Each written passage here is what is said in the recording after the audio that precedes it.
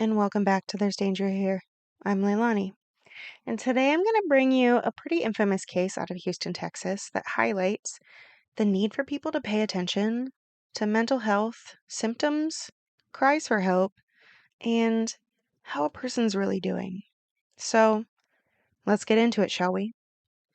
Andrea Pia Kennedy was born on July 2nd, 1964, in Houston, Texas. Her parents were Andrew Kennedy and Jetta Kohler, and she had 4 older siblings. Andrea was raised as a Roman Catholic, and most sources report she had a fairly happy childhood, though there are a few that I found that say Andrea suffered from bulimia and depression during her teen years. There's also several that say many of her other siblings also suffered from mental health issues throughout their life. Once at 17, Andrea spoke with a friend about suicide. Still, when she went to Milby High School, she was the class valedictorian, captain of the swim team, and an officer of the National Honor Society. She graduated in 1982. After high school, Andrea attended the University of Houston, finishing a 2-year pre-nursing program, and then immediately moving on to the University of Texas Health Science Center at Houston, in which she graduated as a registered nurse. After graduation, Andrea worked as an RN at Houston Cancer Center, starting in 1986. As Andrea was out on her own, she met one of her neighbors, a Russell, or Rusty, Edison Yates, in 1990. They seemed to hit it off, and 3 years later, they married on April 17th, 1993. Rusty worked as an engineer for the National Aeronautics and Space Administration, or NASA. The couple had their first child, Noah Jack, in 1994, and shortly after, Andrea quit her work in order to be a stay-at-home mother. You see, Rusty was a devout Christian and listened to the religious teachings of a one Michael Warrenecki after hearing them at the Auburn State University, where Michael was preaching. Later, Rusty would bring his wife into the specific teachings of Michael as well. The couple began listening to the fundamentalist philosophy of marriage, in which the wife was to give up her job, not to use birth control, and live basically in a patriarchal society. According to Cult Education, Michael Warrenecki teaches that women who work or practice birth control are witches. He even once wrote a pamphlet that stated, quote, "At birth, a woman inherits the contentious nature of Eve, and a man is born with the passive nature of Adam," end quote. Please insert an eye roll here. Of this, Andrea's friend, Debbie Holmes, described Rusty Yates as, quote, "controlling, critical, and demanding," end quote. Shortly after Noah was born, on February 26, 1994, NASA sent Rusty to Florida for 6 months. So Rusty moved their items into storage, and this small little family moved into a travel trailer. Then, when they returned to Texas, instead of moving back into a sticks and bricks home, they moved into a bus that was actually belonged to Michael Warnecki previously. And during this time, the family grew by 3 more boys. John was born on December 15th, 1995, Paul on September 13th, 1997, and Luke on February 15th, 1999. Andrea, of course, had to homeschool her children while taking care of the ever-growing family, to the point where Rusty never changed a diaper, according to any of the sources I found, of all of the eventual 5 children they had together. Of course, Andrea struggled with her mental health, which declined rapidly with the addition of each new child. So, I think it's important to get into her mental health and the issues she's faced. After the birth of Noah, Andrea reported seeing Satan and images of death. She began to lose weight rapidly, and she isolated herself from others. On June 16th, 1999, Andrea was overwhelmed and reached out to Rusty, saying she absolutely needed help. Rusty, in return, took her and her children to stay with her mother. Her first suicide attempt occurred on June 17th, the day after she told Rusty she needed help, in which she took 40 trazodone tablets in an attempt to overdose. After this, Andrea was sent to a psychiatric center and was diagnosed with major depressive disorder, subsequently being released with a prescription for antidepressants, though at this time, purportedly, she wouldn't take them. Her social worker looking into the case, Norma Torek, reported that Andrea was, quote, not able to identify any recent life stressors, end quote, and that Rusty reported his wife to be, quote, struggling with the concept of salvation, end quote. Norma called Texas's Child Protective Services abuse hotline on June 23rd to report the family's, quote, living arrangements and the fact that the patient's husband allows the 3.5-year-old son to use a power drill, end quote. 7 days after the complaint, Dan Wilbur, CPS Supervisor 2, wrote, quote, because the situation does not appear to involve the occurrence and or substantial risk of abuse or neglect, we plan no further inquiries, end quote. Additionally, Norma's concerns were also sent to the Houston Police Department because, quote, they do appear to have jurisdiction in such matters, end quote. Norma had ominously written a note at the bottom of a CPS letter, quote, important, please place in the chart of Andrea Yates, end quote. Unfortunately, this letter remained in her file without much being done until it was far too late.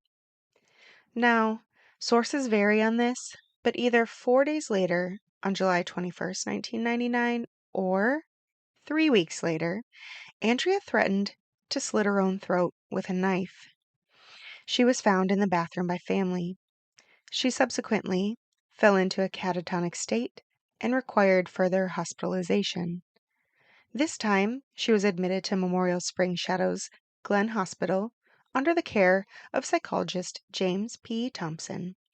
To him, Andrea reported, quote, I had a fear I would hurt somebody. I thought it better to end my own life and prevent it, end quote. When speaking, she went on to talk about her hallucinations. Quote, there was a voice, then an image of the knife. I had a vision in my mind. Get a knife. Get a knife, end quote. During care, she complied with her medication regimen of antipsychotics and participated in therapy for postpartum depression. When she was released, the psychiatric doctors recommended she not have any more children as her mental health would be at risk. You see, she was prescribed Haldol, a strong antipsychotic medication, but that medication cannot be taken while one is pregnant. After her inpatient stay, where she stayed for approximately 2 months, she was treated for a short time as an outpatient. The family finally moved into a home in late 1999, but they didn't seem to heed the warning of medical professionals. In March of 2000, Andrea simply stopped taking her medication, and shortly after, she was pregnant again. Mary was born on November 30th, 2000, and unsurprisingly, 4 months later, Andrea's mental health spiraled and depression took over once again. And once again, she stopped eating, stopped tending to her children, cut herself off from her family, and then began self-harming. She was hospitalized twice in the spring of 2001 for this at Devereaux, Texas Treatment Network, and again treated with antipsychotics, including restarting Haldol, and then was eventually released back home. In 2001, she was hospitalized again, and after spending 10 days in care, then 7 days of partial hospitalization program or PHP, in which she went to the hospital for treatment but was home during the day. Andrea was released to her home on May 22nd. She was to continue seeing care on an outpatient basis. On June 4th, 2001, psychiatrist Mohammed Saeed took Andrea off Haldol, and it is unclear why he made this decision at this point. It's also difficult to find the specifics, but if she wasn't weaned off her antipsychotics, which is Haldol, there is a proven increased risk of relapse in psychotic symptoms, as well as a risk of developing a condition called tardive psychosis. According to facts.net, quote, tardive psychosis is a condition that often emerges after prolonged use of antipsychotic drugs, typically those used to treat schizophrenia or bipolar disorder. Symptoms can include hallucinations, delusions, and disorganized thinking, similar to other psychotic disorders.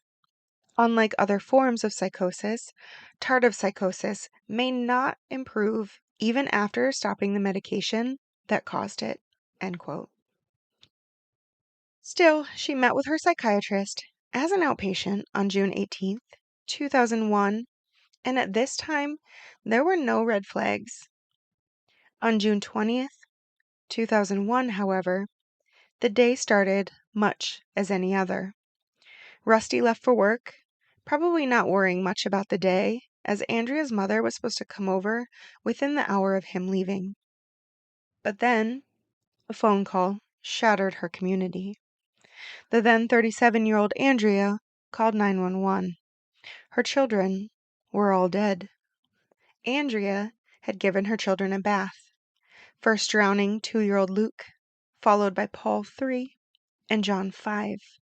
She carried each of the children's bodies to the master bedroom, placed them on the bed, and covered them with a sheet. Then she drowned 6-month-old Mary.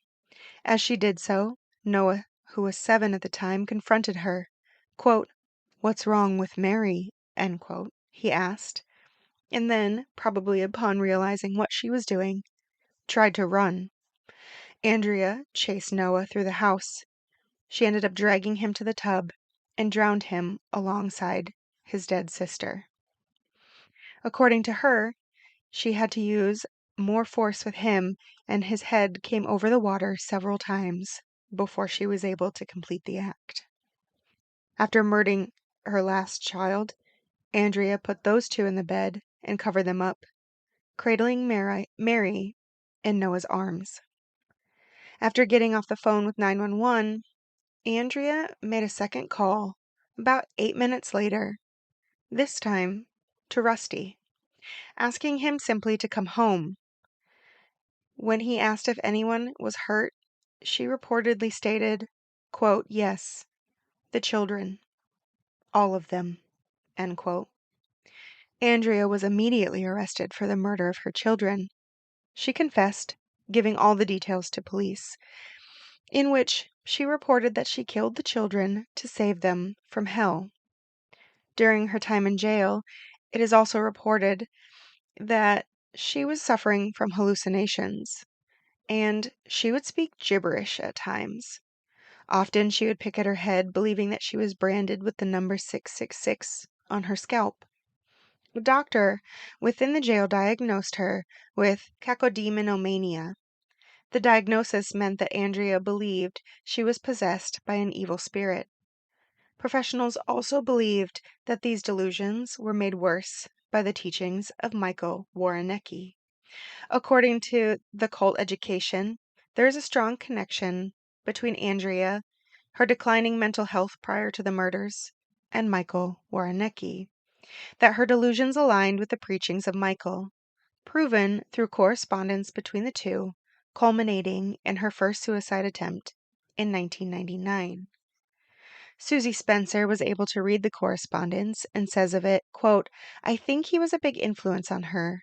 Before they met, Andrea said that she wanted to work and continue nursing, and afterwards she took up this belief that women are weak and sinful and should stay home," end quote. Also, according to Susie, Michael wrote both of the following in letters to her. Quote, "God knows how wicked you are," end quote. And, quote, "You must accept the reality that your life is under the curse of sin and death," You are a daughter of Eve. You must become a daughter of the Most High." End quote. On July 30th, 2001, she is formally indicted on 2 counts of capital murder and pleads not guilty by reason of insanity. Still, 3 months after her arrest, she was declared competent and would be able to stand trial. On February 18th, 2002, Andrea's trial began. Prosecutor Joseph Omby opened by telling jurors that Andrea Yates had spent 2 years planning to kill her children. Quote, "The breath was taken out of their bodies by their mother." End quote. In return, in his opening arguments, defense attorney George Parnham told jurors about Yates' history of postpartum depression and postpartum psychosis. He stated, quote, "Postpartum depression with psychotic features is the cruelest and most severe of mental illnesses. It takes the very nature and essence of motherhood to nurture, protect, to love, and changes the reality." End quote. Her trial lasted a mere 17 days. During the trial, defense psychiatrists testified that Andrea was not competent, that she was in a psychotic state when she committed the murder. Prosecution admitted Andrea was mentally ill, believing that Satan was telling her to kill her children. But, being religious and knowing that it was Satan speaking to her, she should intrinsically know that what she was doing and what she was being told was wrong, that any actions would therefore also be wrong. A psychiatrist for the prosecution, Park Dietz, testified that Andrea was mimicking an episode of the television series Law and Order, in which a woman was acquitted of killing her children by drowning them. The trial concluded on March 12, 2002, and the jury convicted Andrea of capital murder for the deaths of Noah, John, and Mary. 3 days later, on March 15th, during sentencing, she was given life in prison. While in prison, Andrea was placed on suicide watch on October of 2003 after refusing to eat, and then again in July of 2004 for the same reason. On April 30th, 2004, George Parnham filed an appeal, reviewed by the Texas First Court of Appeals, who, on January 6, 2005, made the decision to reverse Andrea's conviction. They reported that the, quote, "erroneous testimony by psychiatrist Park Dietz may have prejudiced the jury," end quote. This came after finding out that no such Law and Order episode had ever aired. As such, a new trial was ordered, to which one of the responding officers of the site of the murders, Officer Frank Stumpo, said of the overturning of the first conviction, quote, "What, that she got the idea off a TV show and the TV show never existed, so you're going to overturn the conviction of a person that killed 5 children? That's absurd." End quote. On January 9th, 2005, Andrea Yates, once again, pleads not guilty by reason of insanity. Almost a month later, on February 1st, 2006, State District Judge Belinda Hill approved a $200,000 bond for Andrea on the condition that she voluntarily committed herself to the Rusk State Hospital. The next day, Andrea was released from Harris County Jail and admitted to the Rusk State Hospital for psychiatric treatment. So, in between trials, Andrea remained locked up at a state hospital rather than jail. Then, on June 26, 2006, the second trial begins. The trial lasted exactly a month, and this time the defense harped on mental illness, on postpartum depression, how the lack of treatment was just as harmful to her as it ended up being for her children. At the end of which, the jury deliberated for 13 hours over 3 days. On the last day, they asked for photos of all the children. Before giving out their verdict, they conducted 2 minutes of silence for each child murdered. Then, they notified the court that they had come to a conclusion and reported that they rejected the state's theory that Andrea knew her actions were wrong.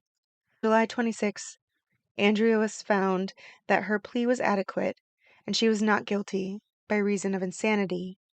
Quote, "It was very clear to us all that she did have psychosis before, during, and after," end quote, Todd Frank said on behalf of the jury. Following the verdict, Andrea was sent for mental evaluations and by January 2007 was sent to Kerrville State Hospital for treatment. In May of 2012, Andrea petitioned to attend weekly church services, which are located outside the hospital, but she was denied. 2 years later, on February 2012, Andrea and her doctors at the hospital request Andrea be allowed outside of the grounds in supervised group outings that occur with other patients. The media takes hold of this, and public does not offer their support. Instead, faced with criticism, the request is withdrawn. Since she is in a state hospital, she is eligible for competency reviews to determine if she can leave to be completed annually. As of 2022, which is far as I could find, she has waived every review in order to continue treatment. Rusty, throughout it all, had some controversial ideas.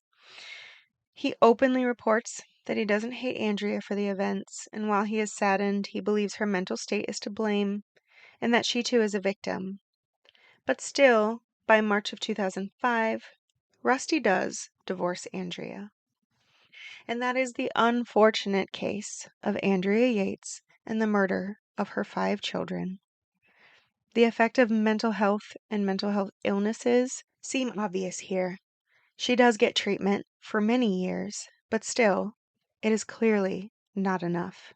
And in the end, 5 children have to lose their lives. To all those out there listening, be careful.